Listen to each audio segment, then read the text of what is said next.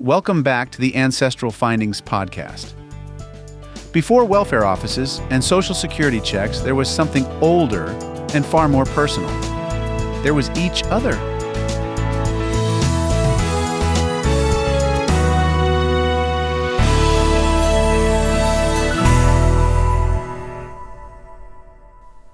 When I look at my own ancestors, this shows up clearly. They lived on farms where the nearest neighbor might be a mile away. Today, that sounds distant. In their world, it was close enough to matter. That mile represented connection, not isolation.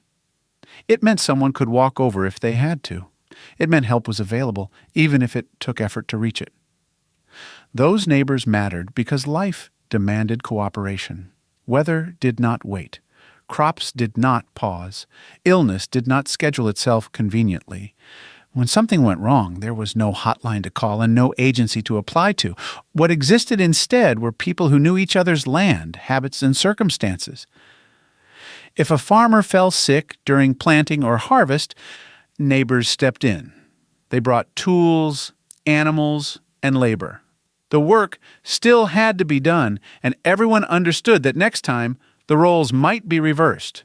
When a barn burned, help arrived without question. Rebuilding was a shared task because losing a barn could mean losing a livelihood. This kind of reliance required trust built over time. People paid attention to how others behaved, not out of suspicion, but because reputation mattered. If you helped when needed, help came back to you. If you did not, that memory stayed with you. Survival depended on being part of the network. Family formed the core of that network. Parents raised children knowing those children would someday help support the household. Adult children often stayed nearby, not because they lacked ambition, but because distance carried risk. A broken leg, a bad harvest, or a death could undo a family without nearby support. Census records make this visible. Households expanded and contracted as circumstances changed. Elderly parents moved in with married children. Widowed mothers appeared in households already crowded. Grandchildren lived with grandparents. These arrangements were practical responses to need, not temporary inconveniences. Property records tell the same story. Deeds sometimes transferred land to a son or daughter in exchange for lifelong care. Wills spelled out expectations, naming who would provide food, clothing, and shelter for aging parents. These were legal agreements built on family obligation. Work itself was rarely limited to one source of income. Families survived by stacking labor. A man might farm his land while taking seasonal work elsewhere. A woman might take in sewing, laundry, or borders. Children contributed early because their labor mattered. Skills carried value. A person who could repair tools, butcher livestock, or assist at births rarely lacked purpose within the community. Churches reinforced these systems.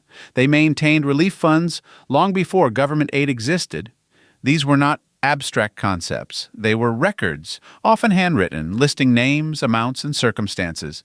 Assistance might come as food, firewood, clothing, or small sums of money. Churches also coordinated care for widows and orphans, sometimes assigning families to help directly. Local governments played a role as well, but it was limited and personal. Town poor relief existed, overseen by individuals who knew the recipients. Assistance was conditional and often temporary. Almshouses existed, but they were last resorts and carried strong social consequences. Most people did everything possible to avoid them. What stands out when studying this system is not how generous it was, but how interdependent it was. Independence, as we often define it today, was rare. Survival depended on relationships. People did not see this as weakness. It was simply reality. This system did not work perfectly. Some people fell through the cracks. Those without family, strong church ties, or reliable neighbors were vulnerable. Records show individuals moving frequently, shifting occupations, and relying heavily on others.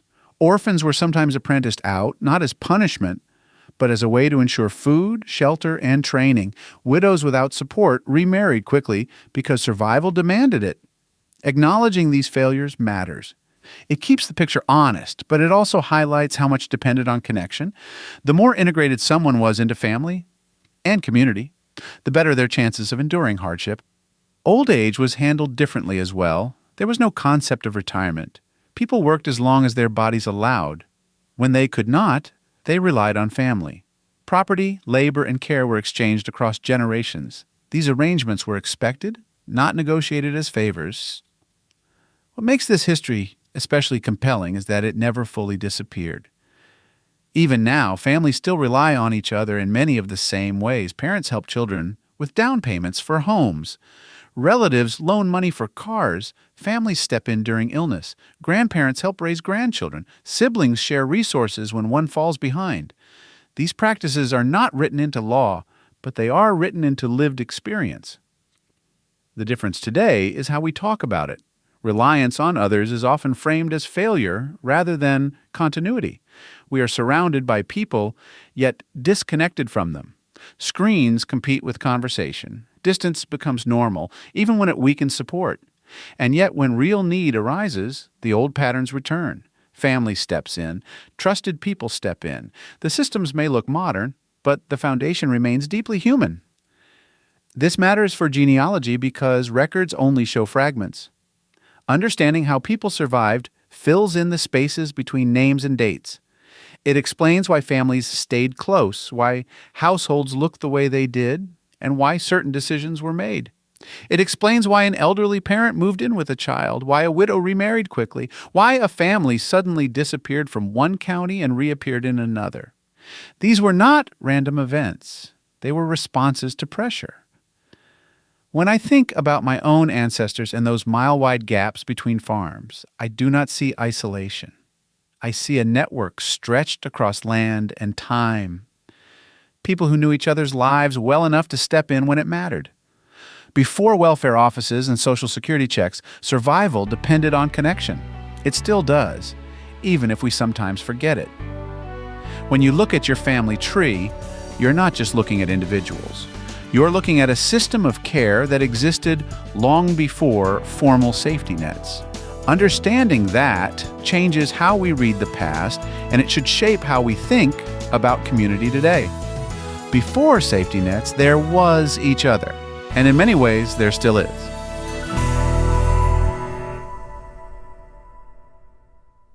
If you've got a hard-to-find ancestor you're stuck on, I'd love to hear about it. Just head over to ancestralfindings.com and click on Contact to send me a message. While you're there, take advantage of our free weekly genealogy lookups. Explore thousands of articles and enjoy hundreds of podcast episodes. We've been helping family history researchers since 1995. And if you're looking for even more, check out our Genealogy Gold Q&A series over on Patreon. Thanks for listening, and as always, happy searching.